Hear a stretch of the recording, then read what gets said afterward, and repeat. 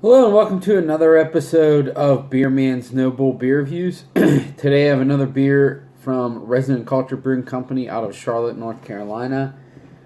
This beer is called Spatial Occasion, and the description, and this is a suggestion to Resident Culture.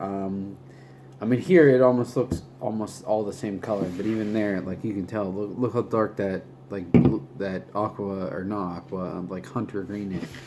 Don't put black text on hunter green.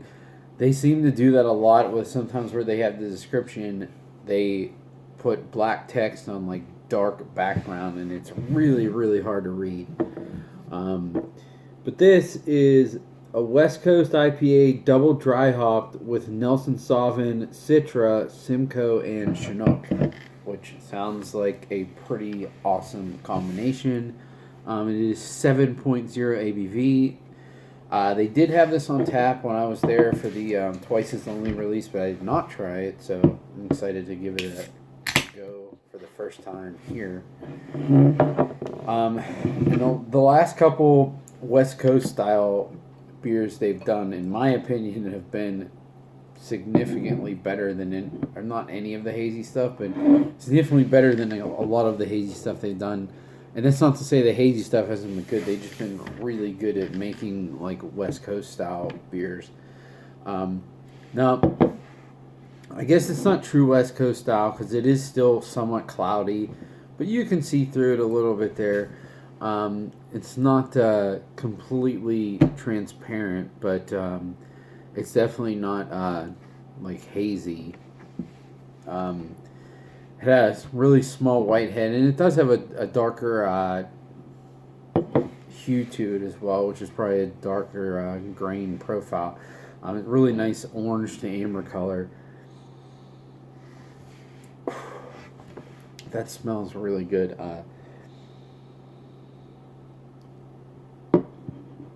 I would say the Citra and Simcoe are kind of driving the aroma. There's definitely some overripened pineapple. It is fairly dank.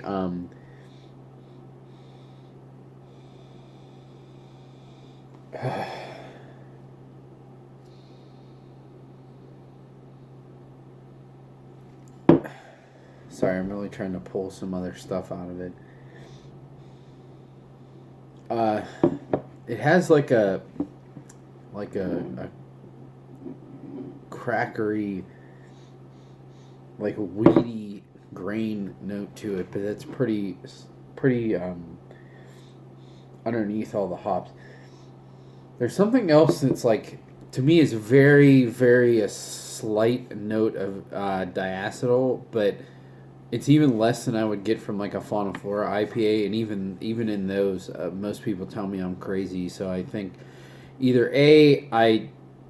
there's something that I pick up as diacetyl when it's not, or B, I just am like insanely sensitive to it, and that is possible because all beers have diacetyl in it. It's just whether they're to a level that they're perceivable to a person, and different people have different levels of perception. So you just because there's diacetyl in a beer, you can't say that that's a brewing flaw, because it's in every beer. It's just if it's to the point where it's like recognizable in a beer style that it shouldn't be, then that's where it's a problem.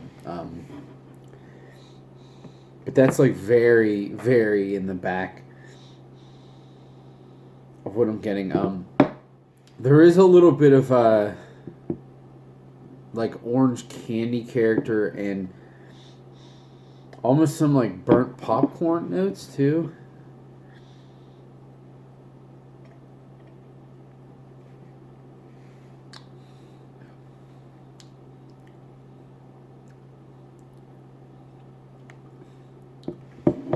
Wow, so that's very dry, like very very dry. You know what? Like I think I don't know how I feel about this, because it does have a little bit of a caramely sweetness, which is completely appropriate for the style. Um, like I say that usually when I say something's dry, it's not even that it's necessarily not sweet, and I know that's a traditional definition of dry, but for me, dry is something that like you taste, you take a sip, you taste it, and then it's just gone like that. So that doesn't necessarily mean like it could be really sweet, but it's just like sweet and then it's gone. Like it doesn't have a lingering flavor. Um, and this does have a little bit of caramely sweetness, but all of the flavor like falls off very quickly, and it makes your mouth feel dry.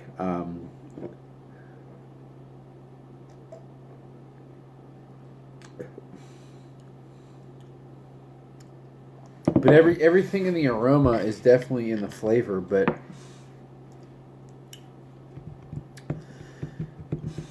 there's something about this that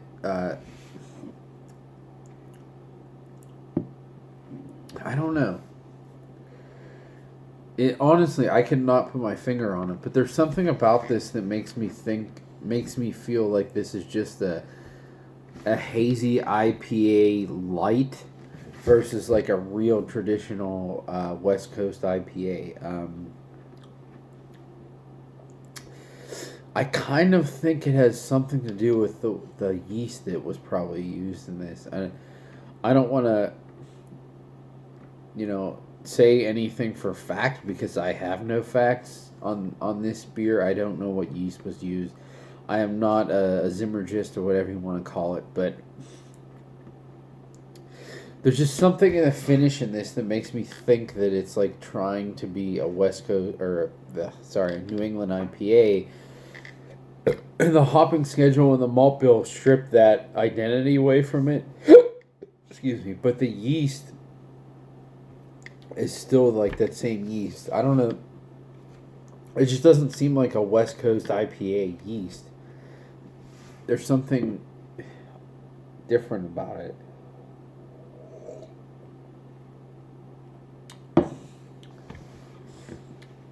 I don't know. I think it's just that finish. It's really dry and like doughy, and that generally works for a New England style IPA, but it's just weird for.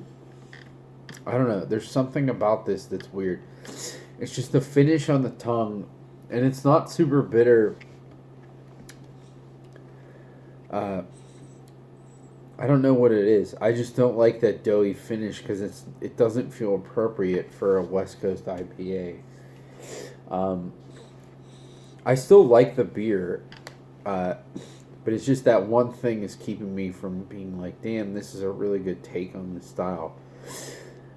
And the last West Coast IPA they did, I can't for the life of me think of the name of it now, but I thought that beer was phenomenal. Yeah, I don't know what it is. I really feel like it's got to be the yeast because the malt profile seems appropriate. So does the hop flavors.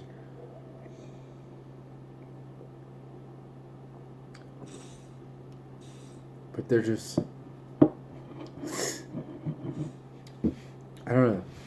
There's something in the back end that I just wish was different. Um,